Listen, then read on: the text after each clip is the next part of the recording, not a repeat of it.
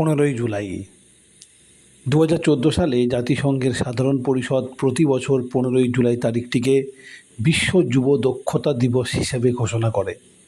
তরুণদের কর্মসংস্থান এবং উদ্যোক্তা হওয়ার জন্য প্রয়োজনীয় দক্ষতার গুরুত্ব তুলে ধরাই এই দিবসের মূল উদ্দেশ্য।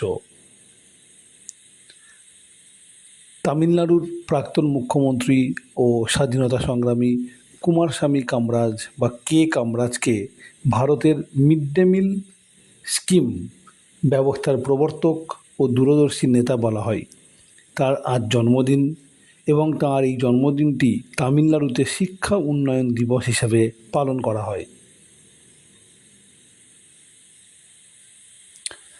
15ই জুলাই 2006 সালে টুইটার মানুষের জন্য খুলে যায়।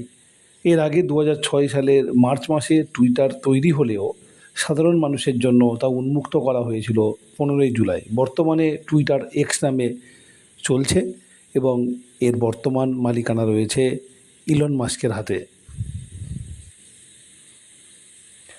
15ই জুলাই 1757 তৈরি হয়েছিল 24 পরগনা জেলা।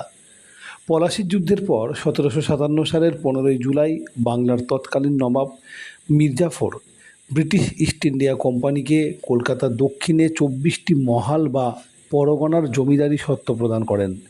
এখান থেকেই ঐতিহাসিকভাবে 24 পরগনা নামের ও জেলার উৎপত্তি ঘটে।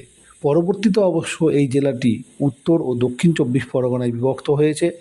এখন আবার দক্ষিণ 24 পরগনা এবং উত্তর 24 পরগনাকে পুনরায় বিভক্ত করে নতুন নতুন জেলা তৈরি করার প্রস্তাব এসেছে।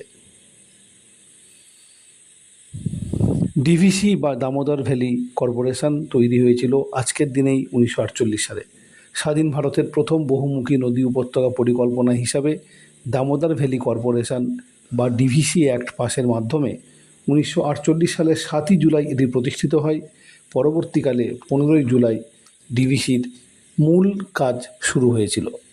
এরকম আরও অনেক ঘটনা জানতে আমাদের চ্যানেলটিকে বা আমাদের এই ভিডিওগুলোকে দেখতে থাকুন এবং সপ্তাহান্তে প্রতি রবিবার কুইজে অংশগ্রহণ করুন। ধন্যবাদ।